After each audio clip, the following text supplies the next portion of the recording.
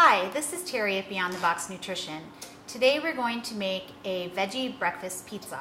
So first we're going to start with what ingredients we have today. First we're going to start with Trader Joe's broccoli and kale pizza crust. It's super delicious, and what I'm doing right now while we're going through the ingredients is baking that crust. Make sure you pre-bake any of these crusts from Trader Joe's, broccoli and kale, or the cauliflower. It's very important, otherwise your crust is going to fall apart and be soggy. After that, we have the Rustico Trader Joe's sauce. It's just a sauce that I prefer. You can use any pasta sauce that you'd like. And then, again, just to make things quick and easy, I happen to be at Trader Joe's. I bought their asparagus saute.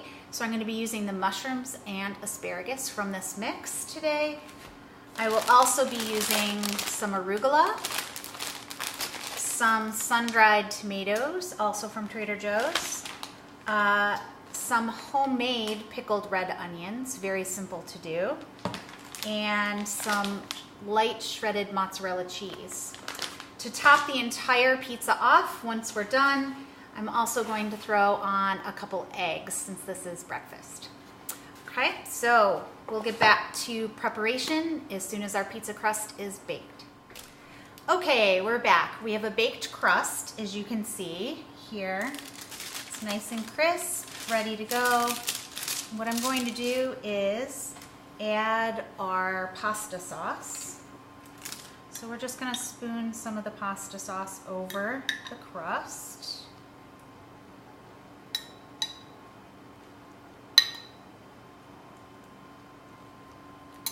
And you can use any kind of crust that you'd like.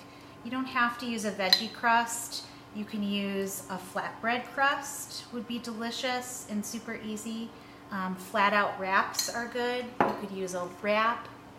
Okay, so we have our pasta sauce on. I'm going to put some mushrooms on because I love mushrooms. Just put them on there. And some of these asparagus. They're nice and thin. Pencil thin is really what you're looking for. And if they're not pencil thin, you're going to want to pre-cook your asparagus a little bit before adding it to your pizza. That looks pretty good.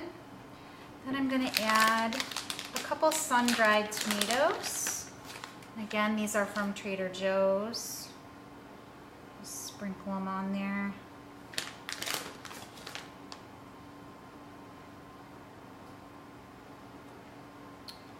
All right. And some of my pickled red onions. Pickling red onions is very simple. You just slice your onions very thin. You can blanch them with some boiling water, so just basically pouring boiling water over those thinly sliced onions. And then you make a vinegar, apple cider vinegar kind of dressing for them to soak in. Okay, and then some arugula.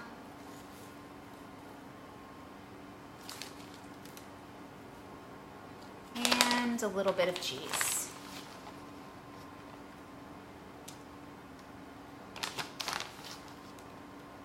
Okay, and I've turned my oven down to 400 degrees. With these Trader Joe's crusts, you bake them at 450. Make sure you turn that oven down. And I'm going to pop it back in the oven for about 8 minutes.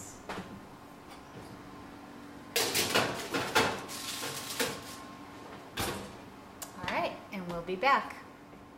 Okay, we're back. We've got our pizza out of the oven, and now we're ready to add our eggs and some fresh herbs when the eggs come out.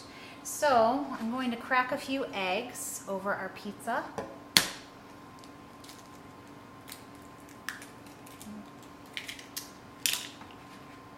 I think I'll just do 2. Gently try to not break the yolk like I did on the first one. All right, and then back in the oven it goes for another 3 to 5 minutes, or however done you like your eggs. Okay, now we're back. We've got our egg cooked on top of our pizza so that the egg white is set, but the yolk is still runny. Here's my good egg, and sometimes chefs make mistakes. Here's the egg that broke. So that one will be cooked all the way through. This one will be nice and runny when you cut it open. One of the tricks that I forgot to talk about as I was cracking the eggs is making a little space, sort of a little pocket in your filling so that the egg can sit down in there. It took about 7 minutes for my egg to get to this point, so it took a little bit longer than I anticipated today. Maybe my eggs were a little cold or my filling wasn't quite warm enough, but as you can see now, everything has a nice golden brown touch to it. So all we're going to do is finish off our pizza with a little bit of salt and pepper.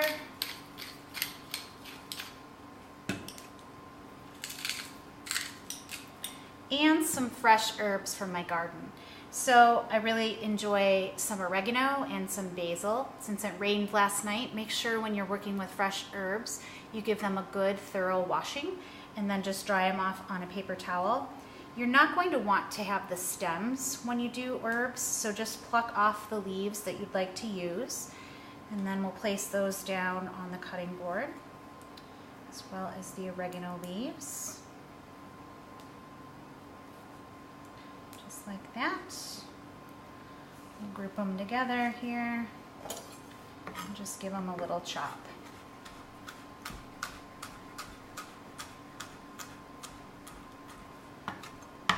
Okay. And sprinkle over our pizza. All right, and there we have our finished pizza. You can see that. And then all we have to do is give it a little cut. As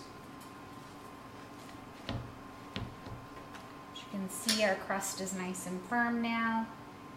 Going to cut it a little bit off. There. Scoop our egg, pop it into our plate. And there we have our breakfast veggie pizza.